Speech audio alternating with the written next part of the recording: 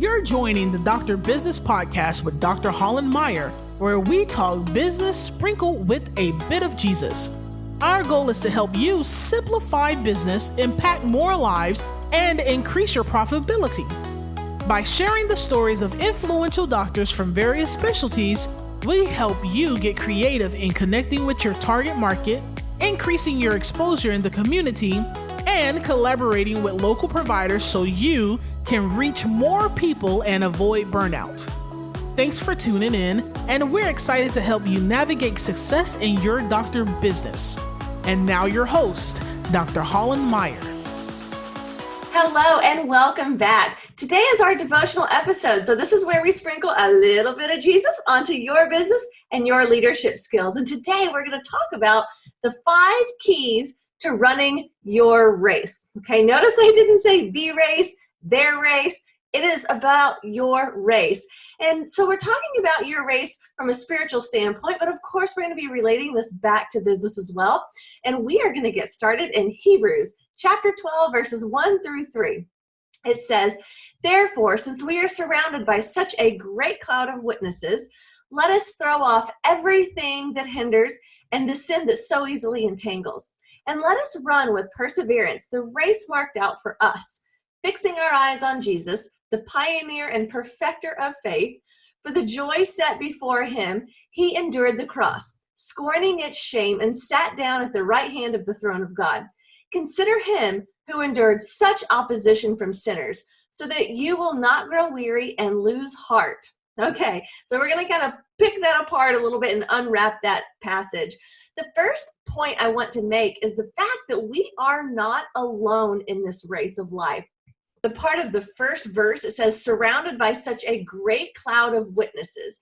Now, we're meant to take this journey together.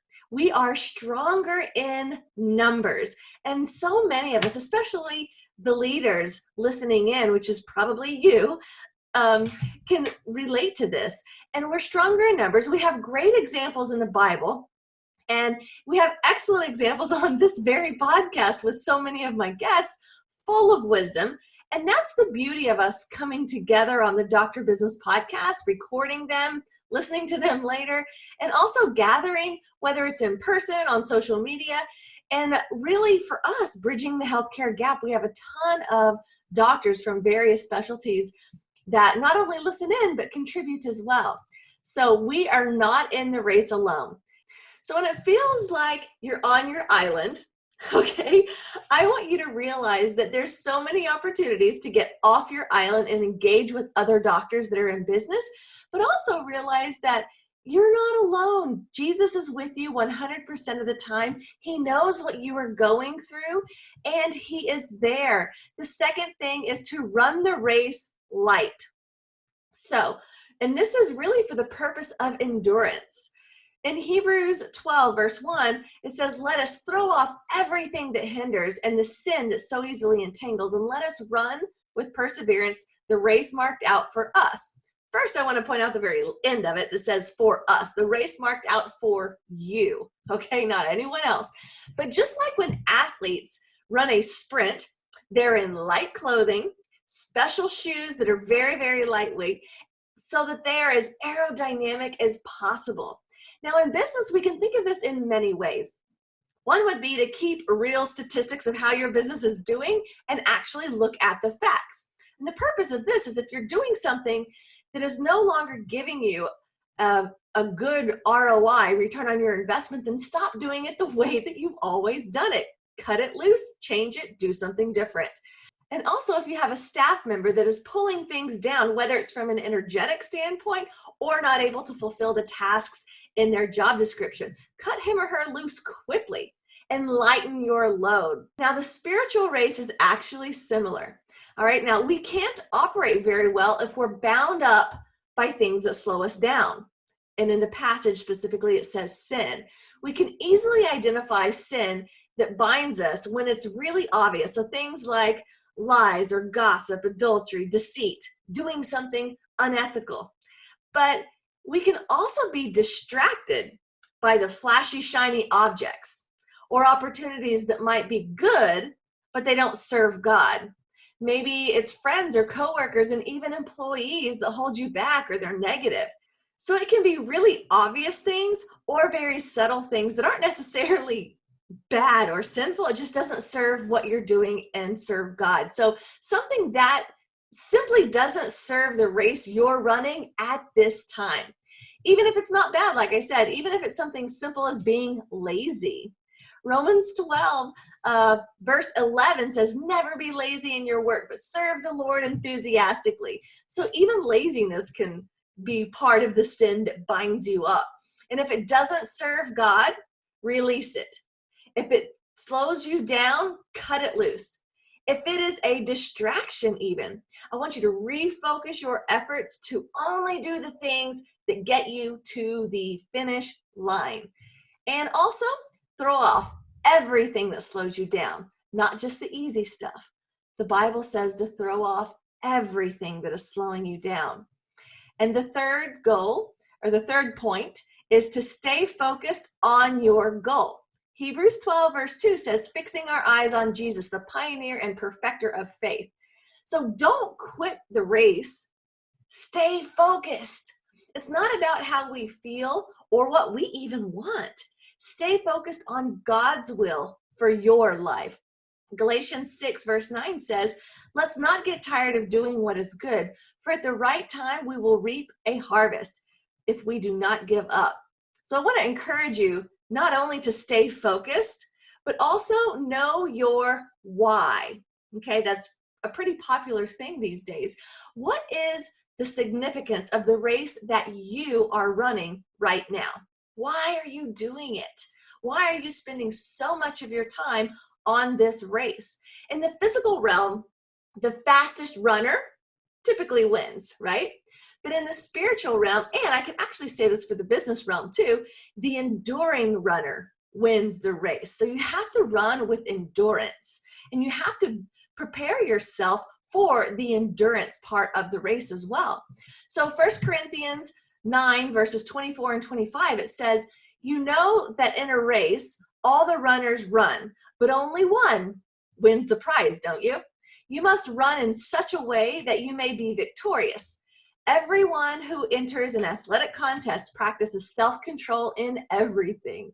They do it to win a wreath that withers away, but we run to win a prize that never fades. So in the spiritual realm, what do you think the prize is? The prize is God. It's a personal relationship with God. It's really getting connected to your soul and connected with God so that you have a mission that's so much bigger, so much greater than yourself and anything you could possibly imagine. And as we run the race, God is actually working on us and through us, bringing us closer to his likeness and strengthening our relationship with him. Colossians 3 verses 23 and 24 says, whatever you do, work heartily as for the Lord and not for men, knowing that from the Lord you will receive the inheritance as your reward. You are serving the Lord Christ. All right. The fourth point is to expect opposition in your race. Most folks don't like whenever I talk about this because a lot of times we get confused and think that if God is part of this, it must go smoothly. It must go easily. But even in a physical race, you're running against people, right? Many times, and sometimes, even though other people are in the race, a lot of times you're just trying to beat your own personal time, right? You might have an injury. Speaking of opposition, you might become dehydrated. You might think that you're not good enough, or even get caught up in life and not be disciplined to do the preparation that is necessary. In business, you might have really, really, really great reasons or excuses, let's be honest here, as to why you haven't gotten started, why you aren't attracting more ideal patients into your practice. The economy must be bad, right? Or why your bank account isn't in a state of abundance with consistency. The same thing can happen in our spiritual race as well. We can expect opposition, and we should expect that opposition. I actually find that the more on purpose I am for God and God's will to be done in my life, the more opposition that comes my way. I've actually grown to love it. Well, sort of. I've trained my mind to think that it must mean that I'm on the right track. And I try to draw closer to God along the way, asking for His guidance and His help. Now, Jesus is the perfect one to go to during these times. He suffered the greatest opposition that many of us will never even be able to imagine. So let me remind you of Hebrews 12, verse 3. It says, "Consider him who endured such opposition from sinners, so that you will not grow weary and lose heart." So I want to encourage you to expect opposition when you are on purpose and on fire for God and on fire for your mission and your purpose, and learn to have a mindset to embrace it. Okay, expect opposition in your business. It's simply a challenge that you must figure out and learn from. It's not an excuse to play small. And the last point I want to make to running your race is to expect the reward. Trust that God will follow through on His promises in heaven, and expect the joy and the reward that is waiting for you in heaven. If you win a race in the physical realm, like, you expect to get a ribbon or a trophy or at least a shirt, right? In business, whenever you look at your stats and you're winning, right?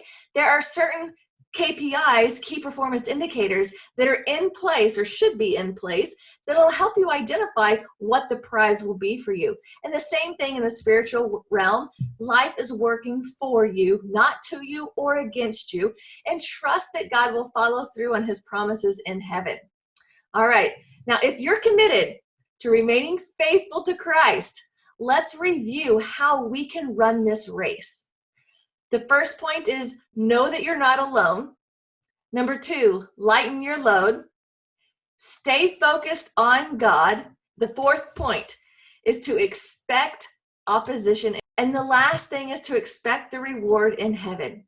Now, as you apply these things to your life, to your personal relationship with God, and to your business, you will see that your mindset will shift and you'll start to run the race to win, not just going through the motions, and you'll see the results that you expect to see, that you've been hoping to see. You'll now be expecting them, and you will see them.